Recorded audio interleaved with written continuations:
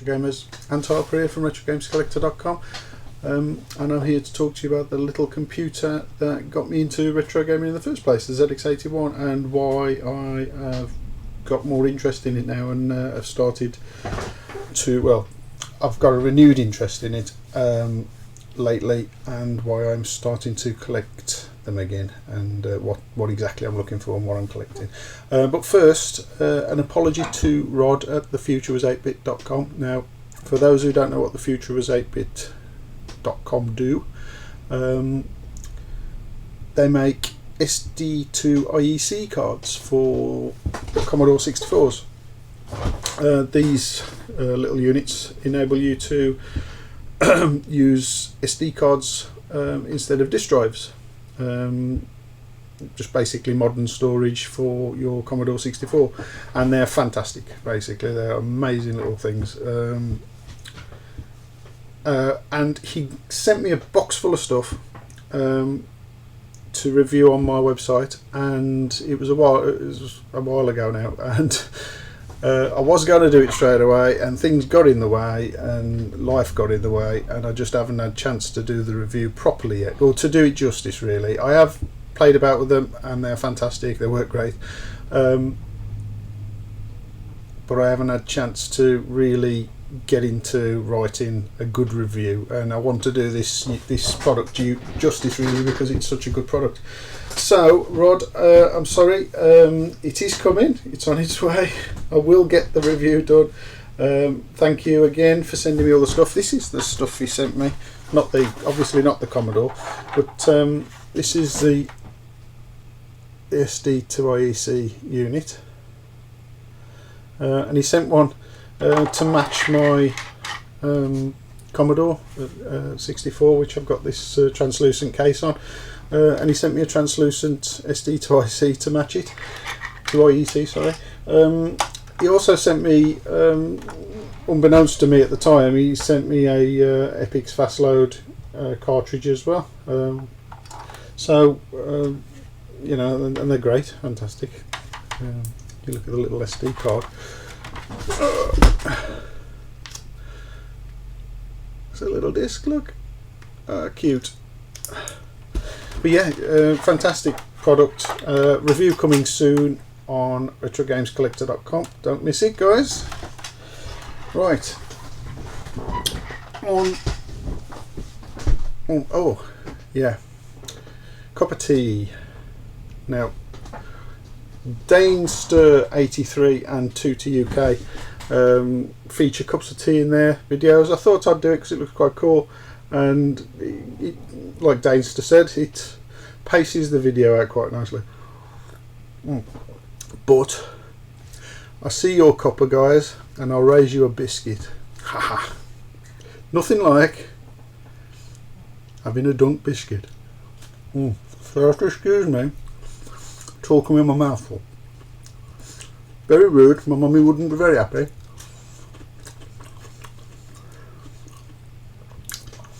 Aha, there we go. Nice. Right, ZX81. Back in 81, I got one for Christmas.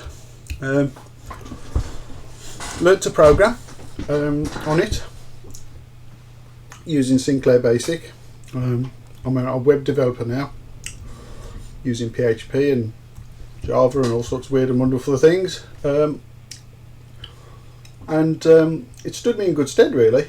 To be honest, I didn't really follow through with the computing thing until the 80s, until the late 80s, sorry. Yeah, this was the 80s. No, the late 80s, when I had a Mac at work.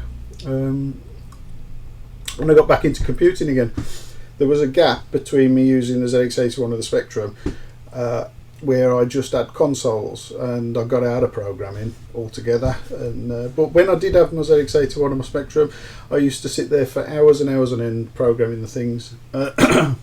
And I come up with some pretty good stuff, to be honest. None of it got published, but hey.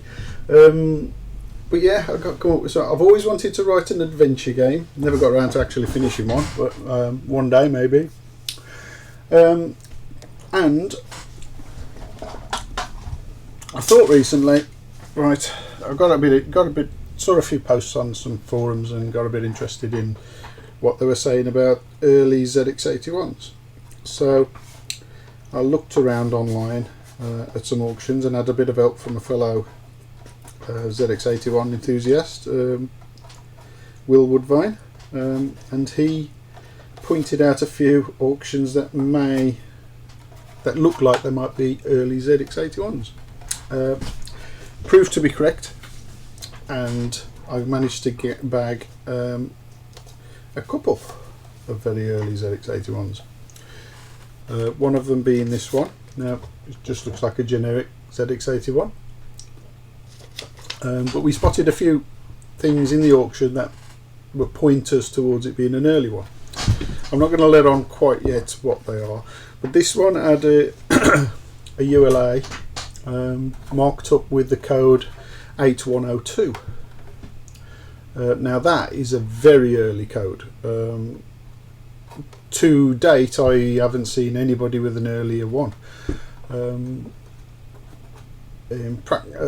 Personal Computer World magazine, I think back in 1981, the first review of the ZX81, I think that one had the code 8102, and that would have been one of the very first off the line that they would have had. So I think this one is a very, very early ZX81 indeed. 8102, by the way, indicates that well, the 81 of 8 is 81, and the 02 is the second week of 81. So that is a very early ZX81.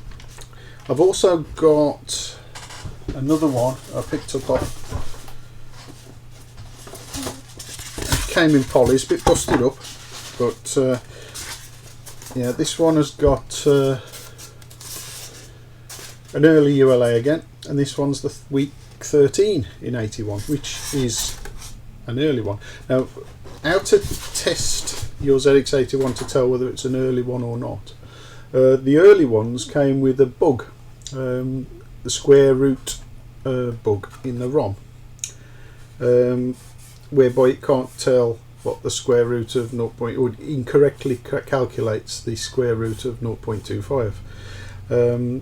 So basically, you just program that in. Print SQR 0.25, I think it is, and if it comes up with this certain number, it means it's ROM bugged, and it's an early model that wasn't corrected by Sinclair, because they did have them back to the factory where they would put what's called a kludge on, which is just a correction chip on top of the ROM, and it used to just sit on top and correct the ROM. So I'm after early corrected ZX81s, and I'm also after early bugged ZX81s. Not bothered which, really. And that is what I'm collecting currently. So there we have it. I've also picked up a few things as well. With those ZX81s, I picked up a pile of software, some bits that I didn't have and some bits that I've already got. Didn't have that one. I mean, this stuff's Practical Wireless Magazine, ZX81 radio programs. Superb. Morse code reader for ZX81. I mean, this is the stuff that people used to do on these hobbyist computers before they became gaming computers, basically. That's a Spectrum, quite a rare Spectrum tape. I've still got to do some research into that. And a couple of common ZX81 cassettes that I already had. I also got a load of software from Rob Fletcher at MicroSprout. His details are below, as is the details for the future was 8-bit. And I got ZX Toolkit by Bugbite, that's for the ZX81. Beatlemania for the Spectrum. Mighty Magus for the Spectrum. And Apocalypse for the Spectrum. So there's a few harder to get titles there. Quite happy to have.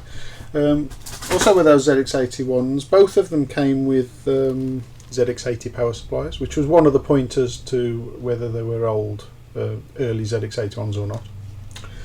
And those by themselves are quite cool because they're a lot rarer than the normal ZX81 power packs. Also got a 16k RAM. The old wobbly oh crikey, get my words out. Wobbly RAM pack. I really can't say that. That's quite a proper tongue twister for me, that one. Yeah, wobbly RAM pack. Yeah, there you go. I can write it but not say it. And I also picked up yesterday from a really lovely old, I say old, no, elderly couple in Birmingham. I live in the Black Country, so it was only a short journey into Birmingham to get here. Not a very nice journey on the M6, but up to Gravelly Hill in Spaghetti Junction, and when you don't know your way around that area, it's a bit daunting. But yeah, I found them, and this elderly couple had auctioned off a load of magazines on eBay, and I got them for 99p. I didn't give them 99p, I gave them a bit more money actually, but because I couldn't take them off them for 99p. They were a lovely couple. They by the time I got there, they'd sorted out a bunch of more magazines for me. Now, as if the 70 Acorn users wasn't enough, I also got some input magazines. I've got a full set of these somewhere, so if anybody wants these, shout up. You can have them. I've got some early practical computing magazines from about 82. Those are quite cool. I haven't got any practical computing magazines, so I'm going to have a look through those later. A and B computing. I hadn't even heard of A and B computing. But yeah, apparently it's a BBC Micro magazine. Obviously A and B, yeah. BBC A. BBC B. There you go. Got how many copies of that? 4 copies of that. And then the 70 copies of... now you have to excuse me because these are seriously heavy. The 70 copies of Acorn users. This isn't all of them. That's probably about 35 of them.